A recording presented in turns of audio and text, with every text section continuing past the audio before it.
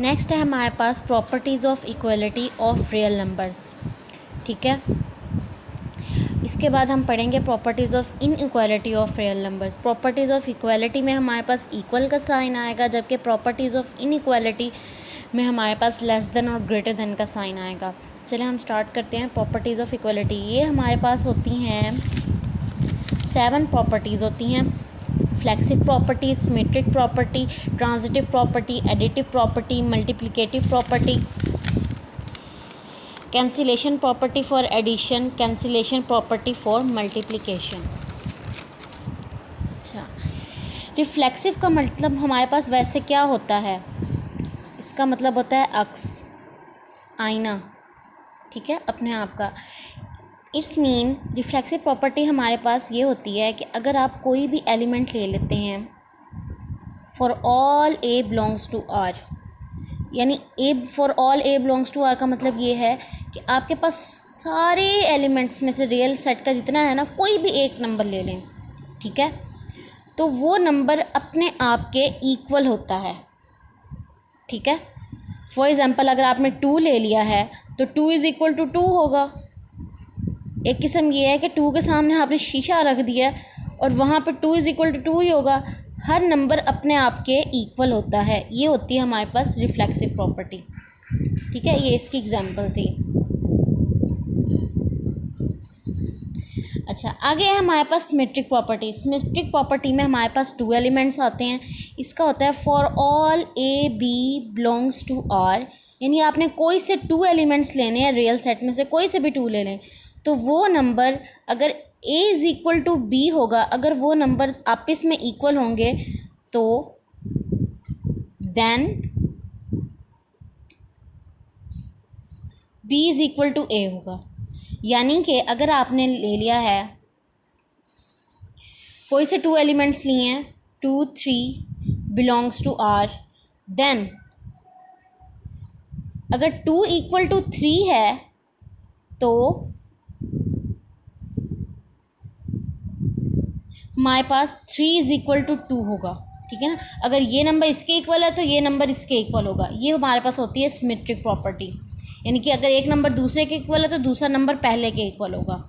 अच्छा, आगे आ जाती है हमारे पास ट्रांजिटिव प्रॉपर्टी। ट्रांजिटिव प्रॉपर्टी के में हमारे पास जैसे हमेशा होता है ना, आप पढ़ेंगे, होता है बाई, ट्राई। ट्राई का मतलब होता है 3, इसका मतलब है ट्राई के नेम से ही है ट्रांजिटिव। इसमें आपके पास 3 एलिमेंट्स यूज़ होंगे। तो for all A B C belongs to R, if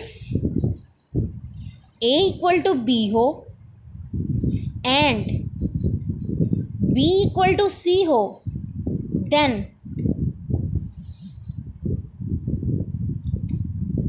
A equal to होगा सी के।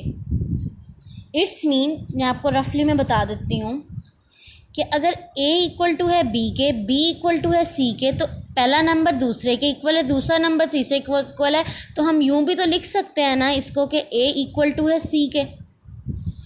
ठीक है, यानी कि फॉर एग्ज़ाम्पल हम ले लेते हैं 2 3 5 बिलोंग्स टू आर करते हैं। ठीक है, अगर 2 हम कह देते हैं, वैसे 2 इज़ इक्वल टू 3 के नहीं होता, लेकिन अगर हम कह देते हैं 2 इज़ इक्वल टू 3 के है एंड 3 इज़ इक्वल टू है 4 के, तो 2 इज़ इक्वल टू हमारे पास 4 होगा। यानी कि देखें, ये यूँ लिखेंगे 2 is equal to 3, 3 is equal to 4, तो हम 2 इज़ इक्वल टू 4 भी लिख सकते हैं। ये होती है हमारे पास ट्रांजिटिव प्रॉपर्टी। ठीक है, मेन प्रॉपर्टी ये है।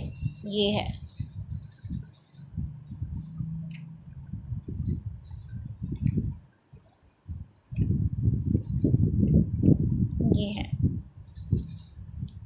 आगे आ जाती है हमारे पास एडिटिव प्रॉपर्टी। एडिटिव प्रॉपर्टी से जैसे नाम से ज़ाहिर है कि इसमें आप ज़ाहिरी बात है 2 नंबर्स की एडिशन करेंगे। ठीक है, एडिटिव प्रॉपर्टी ये है कि इसमें 2 नंबर्स यूज़ होंगे हमारे पास। For all A B belongs to R, अगर आपके पास a इक्वल टू बी है, ठीक है, देन अगर आप उसमें कोई थर्ड नंबर ऐड कर देते हो, सेम नंबर बोथ साइड्स पे ऐड करते हो, तब भी उनका आंसर सेम ही रहेगा। ठीक है, फॉर एग्जांपल अगर 2 इज इक्वल टू है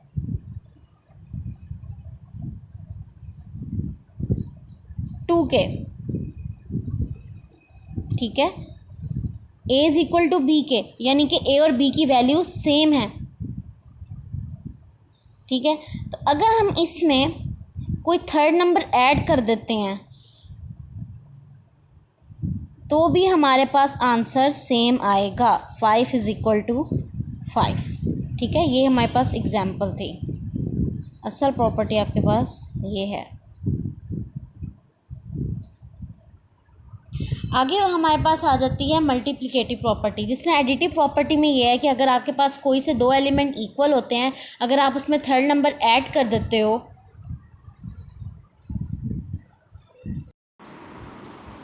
मल्टीप्लिकेटिव प्रॉपर्टी ये है जिसमें आपके पास एडिटिव प्रॉपर्टी थी। एडिटिव प्रॉपर्टी में तो ये था कि अगर आपके पास कोई से 2 नंबर्स हैं वो इक्वल हैं, अगर आप उसमें थर्ड नंबर ऐड कर देते हो तो दोनों के आंसर्स में कोई फ़र्क नहीं आएगा। जैसे 2 इज़ इक्वल टू 2 है, अगर आपके पास 2 है और वो दोनों नंबर आपस में इक्वल हैं, तो अगर आप उसमें कोई थर्ड नंबर ऐड कर देते हो तो दोनों का आंसर सेम आएगा। इसी तरह हमारे पास मल्टीप्लिकेटिव प्रॉपर्टी है कि for all A B belongs to R, अगर आपके पास if a is equal to b है, then AC is equal to होगा BC के। यानी कि अगर आपके पास कोई से दो नंबर हैं वो इक्वल हैं, अगर आप उसको किसी तीसरे नंबर से मल्टीप्लाई कर देते हो तब भी आपका आंसर इक्वल आएगा। फॉर एग्ज़ाम्पल अगर आपके पास 2 इज़ इक्वल टू 2 है, यानी ये दो नंबर आपस में इक्वल हैं, तो अगर आप इसको किसी तीसरे नंबर से मल्टीप्लाई कर देते हो तो आपका आंसर तब भी सेम आएगा। ठीक है, आगे हमारे पास कैंसिलेशन प्रॉपर्टी फॉर एडिशन।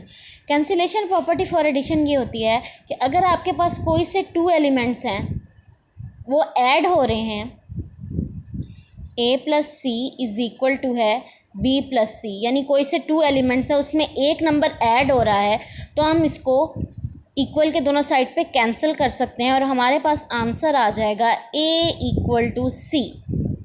ठीक है, यानी कि if a plus C is equal to है b प्लस सी के, then a equal to c हो जाएगा। फॉर एग्ज़ाम्पल हम देख लेते हैं, अगर आपके पास 2 प्लस 3 है और यहाँ पे हम ले लेते हैं b को ले लेते हैं, 2 ही ले लेते हैं। ठीक है, 2 प्लस 3, और अगर आप 3 को कैंसिल कर देते हो तब भी आपके पास 2 इक्वल टू 2 आएगा। ठीक है, आगे है कैंसिलेशन प्रॉपर्टी फॉर मल्टीप्लिकेशन। इसमें हमारे पास ये होता है कि अगर आपके पास कोई से 2 एलिमेंट्स हैं